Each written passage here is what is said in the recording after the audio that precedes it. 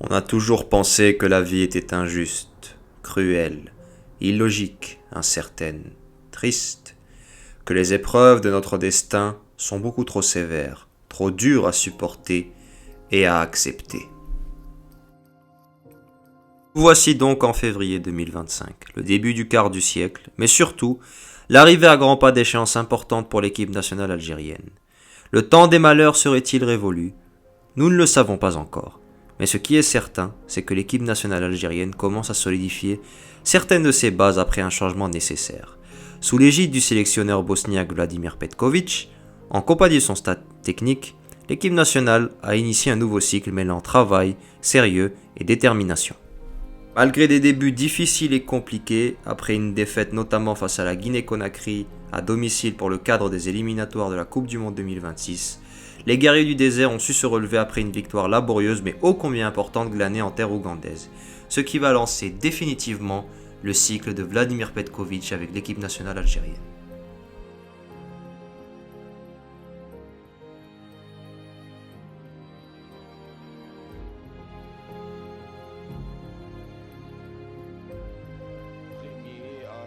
Dans le tournoi au moins 16 fois. Les matchs de qualification à la Coupe d'Afrique qui aura lieu au Maroc viennent d'être disputés. Dans 3 stades différents, l'équipe nationale algérienne a su glaner 16 points sur 18. Gagnant avec autorité que ce soit à domicile ou à l'extérieur, les Verts semblent retrouver un début de fond de jeu, marquant 16 buts et encaissant seulement à 2 reprises, réalisant notamment 4 clean sheets en utilisant 3 gardiens différents. Al-Khadra commence à avoir certaines garanties avec un groupe qui semble être devenu une vraie famille, un an après la catastrophe qui a eu lieu en Côte d'Ivoire.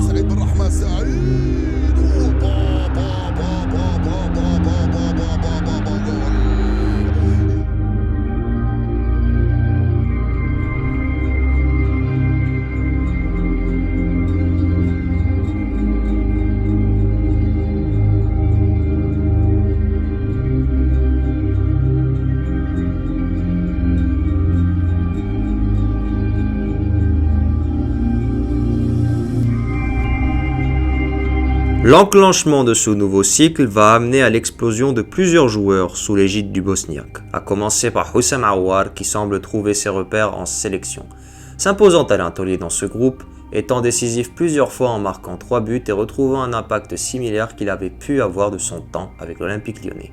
Positionné en 10, il combine parfaitement avec les deux ailiers et possède une grande liberté dans le jeu, ce qui permet à l'ancien Roumain de s'épanouir pleinement. Dans le secteur offensif, Amin Gouiri semble en pleine plénitude, marquant 5 buts sous l'ère Petković. Son intelligence de jeu et son sang-froid devant les cages adverses sont un atout pour les Verts. Impactant, jouant avec justesse, combinant avec les attaquants, le Rennais trouve ses repères en sélection, où il sera d'une importance capitale pour cette équipe nationale.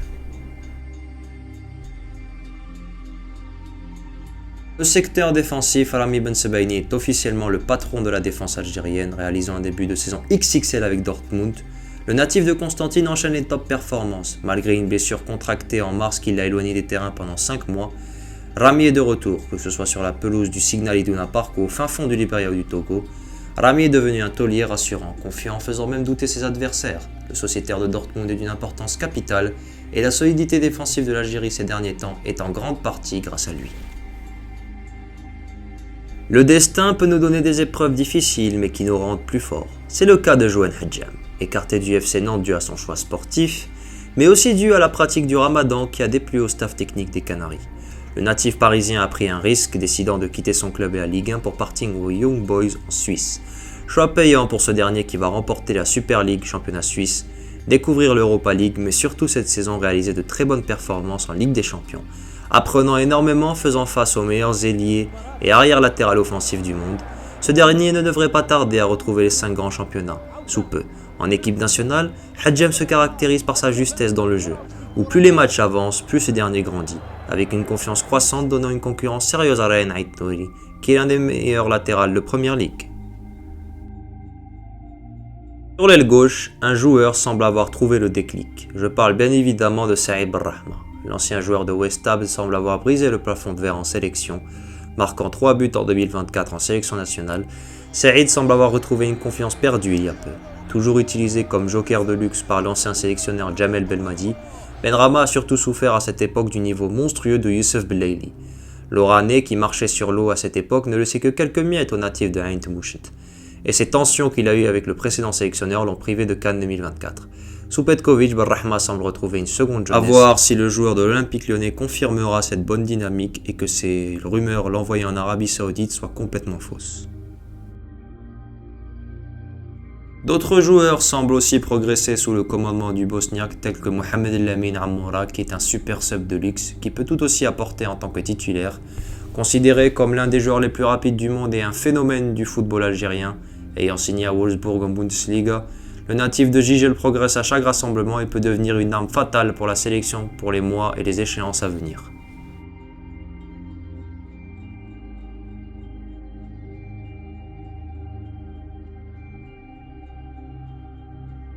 Et Hichem Boudaoui semble retrouver de sa superbe en sélection. Lui qui n'a pas été épargné par plusieurs pépins physiques contractés, apporte une densité et un impact démentiel au milieu de terrain. Que ce soit en transition offensif ou défensif, tenant aussi un coffre physique assez impressionnant. Le sociétaire de l'OGC Nice aura à cœur de démontrer sa valeur, lui qui arrive à la fleur de l'âge.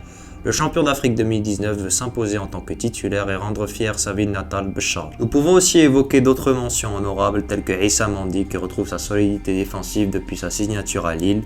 L'homme aux 103 sélections avec les Verts a une expérience assez importante et bénéfique pour le groupe, notamment pour les jeunes joueurs qui viennent d'arriver en sélection.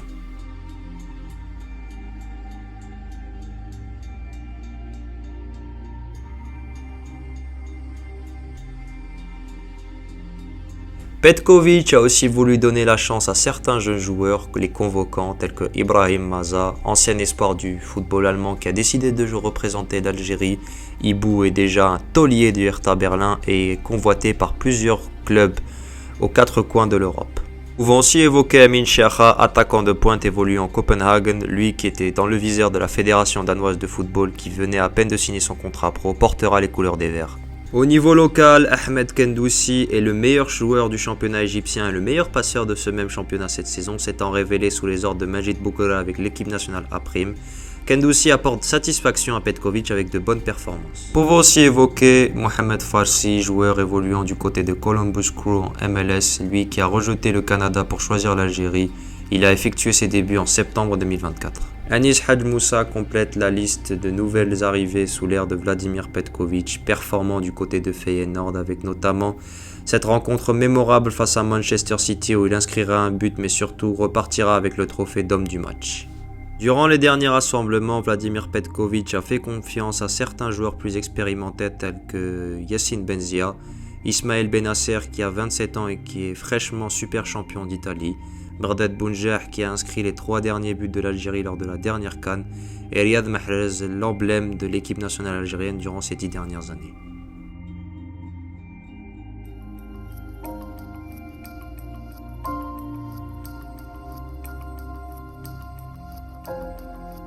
Pied à la CAN, les guerriers du désert se tournent désormais sur la qualification à la Coupe du Monde 2026, leader de leur groupe avec 9 points. À égalité avec le Mozambique, Al-Khadra devra bien négocier ces 2 rencontres au mois de mars 2025 avec un déplacement périlleux au Botswana et la réception du Mozambique. L'Algérie devra se mettre rapidement à l'abri si elle veut se qualifier avec un 6/6 presque obligatoire lors de cette fenêtre FIFA. Après 2 matchs de préparation en juin, l'Algérie recevra le Botswana sur cette terre et ira affronter la Guinée-Conakry qui ne s'est pas qualifiée à la CAN mais qui a battu les Verts à domicile. L'Algérie terminera sa campagne de qualification avec un match à l'extérieur contre la Somalie et recevront l'Ouganda à domicile avant de s'envoler pour le Maroc dans un groupe composé du Burkina Faso, de la Guinée équatoriale et du Soudan, où les Verts tenteront de se racheter après la déception des 2 dernières Coupes d'Afrique en réalisant pourquoi pas une bonne compétition qui servira de préparation pour la Coupe du Monde 2026 en Amérique du Nord.